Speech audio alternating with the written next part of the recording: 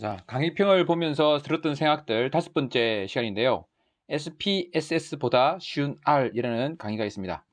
이 강의는 사실 동명의 책, SPSS보다 쉬운 R이라는 책의 내용을 강의로 한 거예요. 이 강의를 여러 번 했습니다. 이거를 출판사 주체로도 한번, 이 책을 쓴 출판사 있으니까 그 출판사 주체로도 한 적도 있고, 뭐 제가 다른 방법으로 한 적도 있고, 뭐 그런데 어쨌든 그것도 유대미에도 올렸습니다. 각기 다르게 했는데 어쨌든 이제 그때는 새로 찍어서 했습니다. 왜 SPSS보다 쉽다고 했느냐? 그 SPSS가 그 메뉴 방식이잖아요. 그 마우스로 클릭하고 이렇게 하는 방식이잖아요. 근데 R은 스크립트 방식이거든요. 마치 도스와 윈도우처럼 요즘 사람들은 도스를 본 적이 없어서 잘 모르겠지만 그 프로그래밍 하듯이 이게 막 코딩을 하는 거죠. 그렇게 하는데 그게 초보자들에게는 상당히 힘들거든요. 그래서 R을 위해서 R의 그것을 그 SPSS처럼 메뉴 방식으로 해주는 도구가 있는데 그 도구가 되게 많습니다.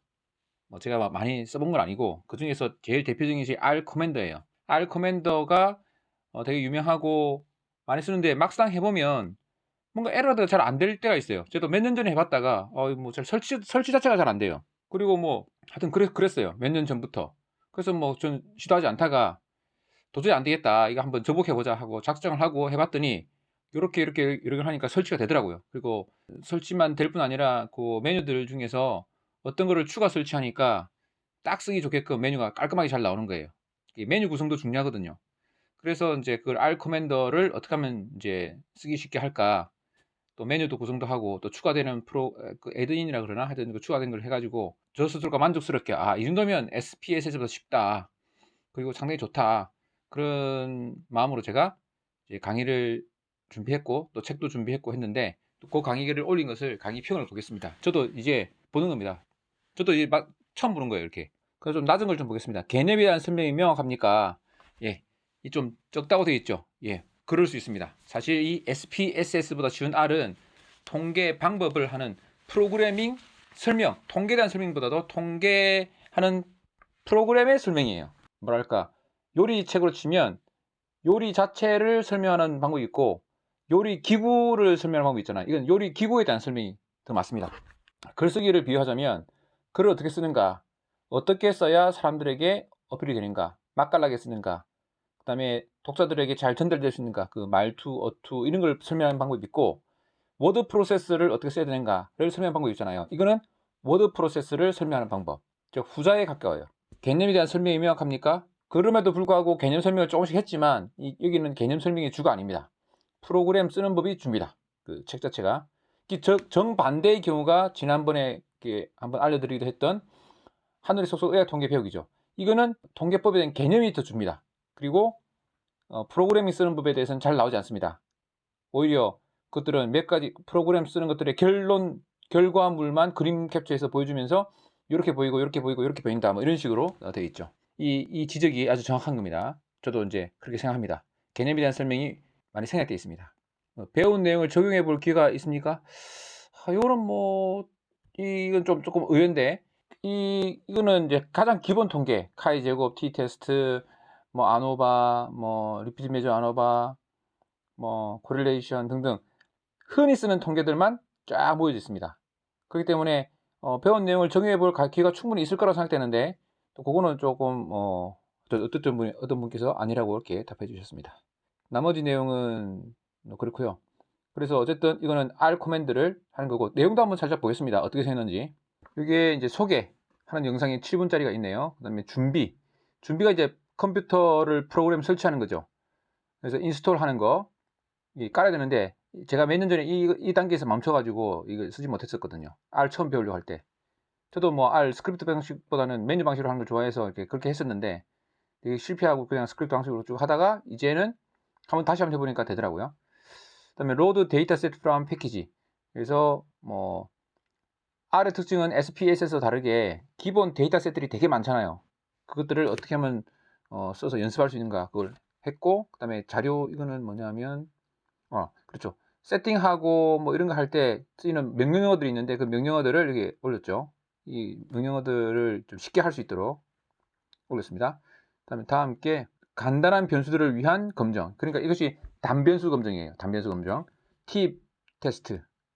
그 다음에 노멀티 테스트, 베리언스, 이퀄 베리언스를 보는 거, 등분산을 보는 거, 맨 위트 뉴 테스트, 아노바, 크루스컬 왈리스, 그 다음에 보면 how to edit plot, 이건 T 테스트 하면서 그래프를 그리거든요. 저는 그래프 그리기 되게 중요하게 생각하기 때문에 모든 테스트에는 그 적절한 그래프를 다 설명하고 있습니다. 그리고 그 그래프를 어떻게 하면 좀 에디트 할 수 있는가. 예, 요게 이제, 요게 R 커맨드고, 잘 안 보이실 텐데. 마침 요 영상, 첫 번째 영상이 이렇게 나와 있네요. 이게 R 커맨드고, 이걸 하다 보면 이렇게 그림이 나옵니다. 이 그림을 이대로 쓸 게 아니라 이걸 어떻게 색깔을 바꾸고 글자를 크게 하고 줄이고 하는 그것들을 잠깐 추가해서 설명을 했어요. 그게 How to Edit 플랫입니다. 플랫이고, 밑에 보면 many 플랫으로 되어 있는데 이거는 뭐냐면 몇 개를 통계방을 좀 더한 다음에 그 외에 다양한 플랫들을 그리는 법들을 또 설명하고 있습니다. 원래 R 커맨드 자체가 제공하는 플랫은 좀 뭐 허접하다 그럴까? 안 예쁘다 그런데 추가 패키지를 몇 개 더 넣어가지고 ggplot2, kmggplot2라는 추가 패키지를 설치해서 더 많은 플랫들을 그릴 수 있도록 했습니다. 그래서 그걸 설명하고 있고, 투웨이 아노바와 관련된 플랫. 그러니까 플랫이 군데군데 들어있죠. 플랫이 중요하다고 생각하기 때문에 데이터 시각화가 상당히 중요합니다. 그 다음에 카이-스퀘어 테스트, 코릴레이션 2 했고, 그 다음에 여러 변수를 사용한 검정에서 보면 리니어 리그레션, 그 다음에 ROC를 위한 준비. 왜냐면 ROC를 위해서는 또 패키지를 설치해야 되거든요. 처음 할 때는 이걸 잘 몰랐던 이유가 나는 이 패키지 미리 설치되어 있기 때문에 자연히 됐는데 그 강의를 하다 보니까 어떤 분들은 이제 이게 ROC가 그림이 잘 안 그려지는 거예요. 그러니까 어떤 패키지를 설치했으면 되는데 저같이 이제 여러 번 썼던 사람들은 그 패키지 당연히 설치되어 있지만 안 썼던 사람은 설치가 안 돼 있다 보니까 뭐 시행착오를 거쳐가지고 결국은 했죠. 그러니까 강의를 통해서 알게 된 어떤 그래서 추가해서 넣은 겁니다. 그래서 15번, 10번 되고 추가해서 이만큼 더 넣은 거예요. 강의를 했어야만 알 수 있는. 그다음에 로지스틱 리그레션 2, 로지스틱 리그레션에 대해서 좀 더 자세히 설명했고, 생존 분석. 이 생존 분석이 이제 의학에서 특히나 많이 쓰거든요. 그래서 카플라마의 커브와 로그랭크 테스트, 그리고 이 R 커맨더가 카플라인 커브가 되게 예쁩니다. 카플라인 커브가. 그거를 물론 이제 R 커맨더 자체는 아니고 R 커맨더에다가 이제 KMGG 플라토라는 걸 설치하면 그 예쁜 카플라마의 커브가 그려집니다. 로우 랭크 트렌드 테스트, 콕스 리그레션도 해주고, 또 좋은 게 뭐냐면 진단 관련 통계가 발달되어 있습니다. ROC도 그리고 에큐리시 테스트 어그리먼트 하는 것도 그리고, 다음 위룬으로 잘못됐네. 쌍을 이룬 자료를 위한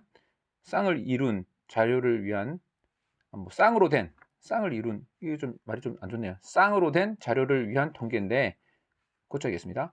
패드 T 테스트에 관계된 그래프를 그리기. 이게 조금 그래프 애매하기 때문에 이게 좀 저희 나름의 노하우가 좀 들어있습니다. 그 다음에 윌콕슨 사인드 랭크 테스트, 리피티드 메저 아노바, 투웨이 리피티드 메저 아노바, 프리드만 테스트 이렇게 돼 있고, 그 아래쪽은 데이터 편집하기입니다. 데이터를 편집을 잘 해야죠. 그 데이터 편집은 load my dataset.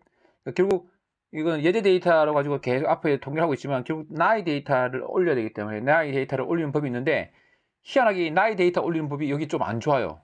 그 R 커맨드가. 그래서 여러 가지 시행착오를 끝에 제일 간단하게 하는, 주로 엑셀에서 이제 데이터를 올리니까 엑셀에서 하는 가장 간단한 메뉴를 설명드립니다.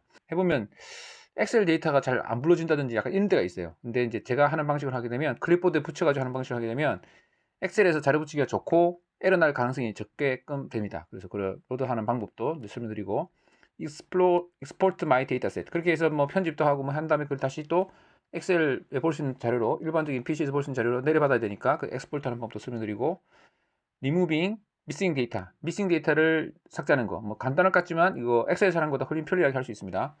그 다음에 빈 numeric variables, 숫자로 된 베리어블 결과들을 이제 카테고리칼로 바꿔주는 거죠. 뭐 10대 20, 나이가 있으면 10대 20대 30대 이렇게 한다든지, BMI가 있으면 이런 뭐 저체중 고체중 뭐 BMI를 따라서 나눈다든지, 혈압도 뭐 고혈압 저혈압으로 나눈다든지 이런 식으로 되는 거죠. 그다음에 표준화 하는 것도 있고, 팩토라이제이션, 이게 가끔 팩토라이제이션이 필요할 때가 있어요. 겉으로 보기엔 숫자인데 숫자가 아닌 이제 문자가 된 그라고 할까? 그 팩터화 시키는 것이 필요할 때가 있기 때문에 그거 설명드렸고, 이 팩터는 앞에서도 한번 어떤 통계법들은 꼭 팩터로만 되어야만 되는 통계법들이 있어요. 그런 것들에 대한 설명도 조금 했습니다. 이거 팩터를 잘 모르면 잘 되다가 딱 막힐 때가 있거든요. 표준화도 이제 뭐 이것도 엑셀에서 할 수 있죠. 엑셀에서 할 수 있는데 엑셀에서 할 수 있는 것보다 조금 더 편하게 또 좀 더 다양하게 했고 그다음에 클로징 했습니다. 그래서 그 SPSS보다 쉬운 R 또 뭐 이렇게 해서 또 한번 다시 리뷰가 됐네요. 덕분에 리뷰하다 보니까 여기 쌍을 이룬 이거 틀린 것도 발견되고요. 리뷰하다 보니 참 좋은 것도 많이 발견되는 것 같아요. 그래서 이 시간을 또 시간 되는 대로 해서 하나씩 또 리뷰해 보면서 저도 이제 새로 찾으려고 합니다.